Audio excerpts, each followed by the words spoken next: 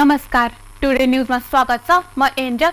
सुरु गरौँ त्रिभुवन विमानस्थलबाट करिब 1 क्विन्टल सुन बरामद गरिएको प्रसङ्गबाट। राजस्व अनुसन्धान विभागले त्रिभुवन अन्तर्राष्ट्रिय विमानस्थलबाट झन्डै 100 किलो सुन बरामद गरेको छ। मोटरसाइकल र स्कुटरको ब्रेक सु तथा दारी काट्ने रेजनमा लुकाई हङकङबाट तस्करी गरेर ल्याइएको सुन विभागले हिजो बरामद गरेको हो। विभागका अनुसार सुन ओसार पोसारमा संलग्न रहेका 3 जनालाई पक्राउ गरिएको छ। विमानस्थलबाट अध्यगमन र प्रहरीबाट समेत सुन पास भइसकेको अवस्थामा विभागले नियन्त्रणमा लिएको हो। विमानस्थलको भन्सार गेट अगाडिबाट ट्याक्सीमा हालेर लैजान लागेका बेला सुन बरामद भएको विभागले जनाएको छ। एकैपटक यति धेरै सुन बरामद भएको सम्भवतः पहिलो घटना भएको विभागको भनाइ छ। यसअघि 2074 साल भदौमा चिनिया तस्करले भित्राएको 88 किलो सुन सहित काठमाडौँको क्षेत्रपाटीबाट गाडी चालक पक्राउ परेका थिए। मापदण्ड विपरीत खोलामा उत्खनन गर्ने सवारी साधन प्रहरीले नियन्त्रणमा लिएको छ।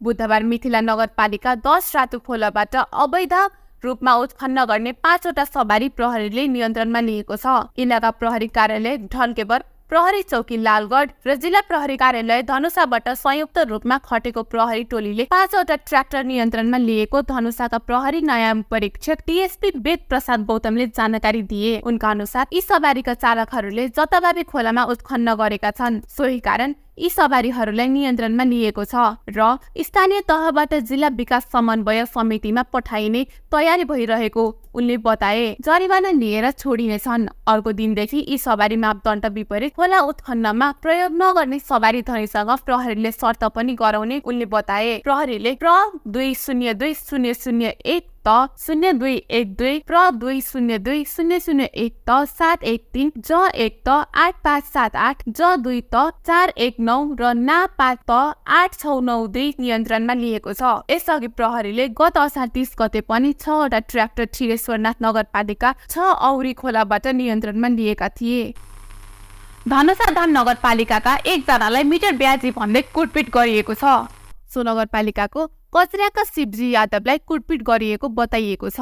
जनकपुर धाममा आयोजित पत्रकार सम्मेलनमा राकेश शाहका नेतृत्वमा 4 जना व्यक्तिले आफूलाई कुटपिट गरेको आरोप लगाएका छन्। बुधबार बिहान धनुषा धामबाट जनकपुर धाम आउने क्रममा सिस्मपुर चोकमा शाहको नेतृत्वमा नागेश्वर शाह, राजेश शाह, समोद शाह सहितका व्यक्तिले आफूलाई कुटपिट गरेको बताए। यादवले शाह सहितका व्यक्तिले आफूलाई गाडीबाट झारेर हेलमेट र लाती मुक्का कुटपिट गर्दै आफूसँग रहेको 95,000 रुपैयाँ र मोबाइल समेत लुटेर इलाका प्रहरी कार्यालयको जिम्मा लगाएको आरोप लगाए। उनले भने आफूलाई के कति कारण कुटेको थाहा थिएन। पछि प्रहरीले इलाका प्रहरी कार्यालयमा लग्दा आफूमाथि मिटर ब्याजी आरोपको मुद्दा परेको थाहा पाए। यस सम्बन्धमा जिल्ला प्रशासन कार्यालयमा प्रमुख जिल्ला अधिकारी काशीराज दाहाललाई प्रश्न गर्दा छलफलका लागि बोलाइएको बताए। आफू घण्टौं जिल्ला प्रशासन कार्यालयमा बसे पनि आरोप लगाउने पक्ष नआएपछि त्यहाँबाट छाडेको उनले बताए। त्यस्तै आफूमाथि मिटर ब्याजीको उजुरी दिने राकेश बीच कुनै प्रकार लेनदेन नभएको यादवले पत्रकार सम्मेलनमा जानकारी दिए। मध्य प्रदेशको पर्यटन विकास कार्यालयका इन्जिनियर युनिस रायनमाथि कार्यालयमै बुधबार दुर्व्यवहार गरिएको छ। निर्माण व्यवसायीहरूले उनलाई कार्यालयमै दुर्व्यवहार गरेका छन्। कमिसन नदिँदा भुक्तानी नगरेको आरोप लगाउँदै निर्माण व्यवसायीहरूले दुर्व्यवहार गरेको बताइएको छ। कार्यालयमै निर्माण व्यवसायीहरूले हातपात तथा दुर्व्यवहार गरेको प्रत्यक्षदर्शी सेवाग्राही रामकेवल यादवले बताए। उनका अनुसार इन्जिनियरमाथि 2-3 छापट प्रहार समेत भएको छ। तर सार्वजनिक भएको भिडियोमा उनलाई दुर्व्यवहार मात्रै भएको देखिन्छ। एक निर्माण व्यवसायीले इन्जिनियर युनिसको खल्तीमा हात हालेर जबरजस्ती कागजात निकालेको देखिन्छ। उनले रोक्ने प्रयास गरे पनि चर्को स्वरमा बोल्दै निर्माण व्यवसायीले उनको सर्टको गोजीबाट कागजात निकाले। उनले रोक्ने प्रयास पनि गरेका छन्, तर ती निर्माण व्यवसायीले उनको गोजीबाट कागजात निकाल्दै हेर्नुस् कमिसन लिएको ब्याङ्क भाउचरहरू भनेका सुनिन्छ देखिन्छ। यसपछि फेरि ती निर्माण व्यवसायीले इन्जिनियर रायनलाई पाहुरा समाते। कमिसनको कारणले यिनले फाइल रोके। तिमी चेक ल्याऊ नभए एएसपी अफिस हिँड निर्माण व्यवसायीले भनेका थिए। त्यसपछि इन्जिनियरले सानो स्वरमा यो अफिस अफिसको काम हो, अफिसमा छलफल गर्नुहोस् भनेका छन्। कमिसनको लागि फाइल रोकेको ती निर्माण व्यवसायीले पटक पटक दोहोर्याएका छन्। तर दुर्व्यवहार भएको इन्जिनियर राइन र कार्यालयका प्रमुख मिन भराईले केही नभएको जनाउँदै सामान्य हो हल्ला मात्रै भएको दावी गरे। समयमा काम नगरे आर्थिक मसान्त बितिसकेपछि भुक्तानीका लागि दबाब दिने प्रवृत्ति मधेस प्रदेशमा निकै बढेको बताइन्छ। समयमा काम सम्पन्न गरी भुक्तानीका लागि आएका सबैको बिल भुक्तानी भएको इन्जिनियर राईले बताए। समयभित्र कार्य सम्पन्न भएका योजनाहरूको बिल भुक्तानी भइसकेका छन्। उनले भने निर्माण काम सम्पन्न भइसकेपछि प्राविधिकले नाप जाँच गरी भुक्तानीका लागि बिल बनाउन समय लाग्छ। गत आर्थिक वर्षमा पर्यटन कार्यालयको 34 वटा योजनाको भुक्तानी हुन सकेन। कार्यालयका प्रमुख भट्टराईका अनुसार 361 मध्ये 34 वटा भुक्तानीको फाइल रोकिएको बताए। समयमा फाइल नआउँदा 34 योजनाको झन्डै 3 करोड रुपैयाँ भुक्तानी हुन नसकेको उनको भनाइ छ। भुक्तानीको लागि भने प्रक्रिया थालिएको उनले बताए। यता निर्माण व्यवसायीले सम्पन्न भइसकेको योजनाको फाइल असार 20 गते अघि नै बुझाए पनि कमिसनका लागि इन्जिनियर राईले रोकेको सेवाग्राहीको गुनासो छ। हरेक योजना सम्झौता पूर्व नै केही निर्माण व्यवसायीबाट 10% र भुक्तानी गर्ने बेलासम्म 30% सम्म कमिसन कर्मचारीले बुझेको सेवाग्राहीको आरोप छ। कार्यालयमा इन्जिनियर राईमाथि दुर्व्यवहार प्रयास भए पनि उनले प्रहरीलाई जानकारी गराएका छैनन्।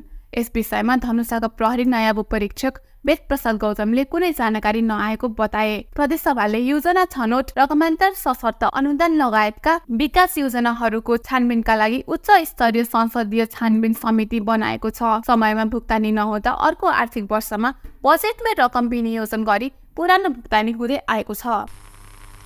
वन जंगललाई वैज्ञानिक रूपमा व्यवस्थित गराउनु पर्नेमा जन समाज र सरकारवालाहरूले जोड दिएका छन्। महोत्तरीको लोहारपट्टी नगरपालिकाका जन समाज र राजनीतिक अगुवाहरूले महोत्तरीमा रहेका वन जंगलहरूको संरक्षण र व्यवस्थापन प्रति चिन्ता व्यक्त गरेका छन्। दिनानुदिन मौसममा परिवर्तन आइरहेको समयमा पानी नपर्ने, तापक्रम बढ्ने, बाढी पहिरो आउनुको मुख्य कारण वन जंगल मासिनु रहेकोले अब पनि यी कुराहरूलाई गम्भीर रूपमा नलिए भोलिको दिनमा मानवको अस्तित्व नै जोखिममा पर्ने महोत्तरीवासीहरूले जनाएका छन्। स्थानीय समाजसेवी एवं राजनीतिक कर्मी चन्देश्वर मण्डलले वन जंगललाई संरक्षण गर्न आधुनिक र वैज्ञानिक विधिहरू अपनाउन आवश्यक रहेको बताए। महोत्तरीमा रहेका विभिन्न सामुदायिक वन जंगललाई बचाउन ध्यान नदिए छिटै नै यो क्षेत्र मरुभूमिमा परिवर्तन हुन सक्ने चिन्ता विज्ञहरूले व्यक्त गरेका छन्। जंगल को वैज्ञानिक तरह से विकास हुआ है।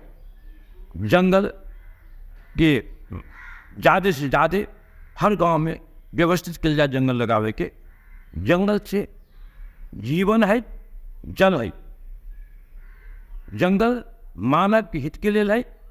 प्रदूषण जो संसार में चल रही प्रदूषण के रक्षा करती जंगल और मानव के हित के लिए होती जंगल। ते लगी संपूर्ण मानव के लिए, संपूर्ण साथी के लिए और सोच अच्छा लगता है जंगल लगाए। जंगल से लोग के हर जीवन के पशु पक्षी समेत मानव नहीं पशु पक्षी के संरक्षण होते ये हमार सोच है। हस्त टुडे न्यूजमा अहिलेको लागि यति नै। फेरि अर्को समाचार लिएर पुनः उपस्थित हुनेछु। हेर्दै गर्नुहोस् टिभी टुडे जनकपुर। नमस्कार।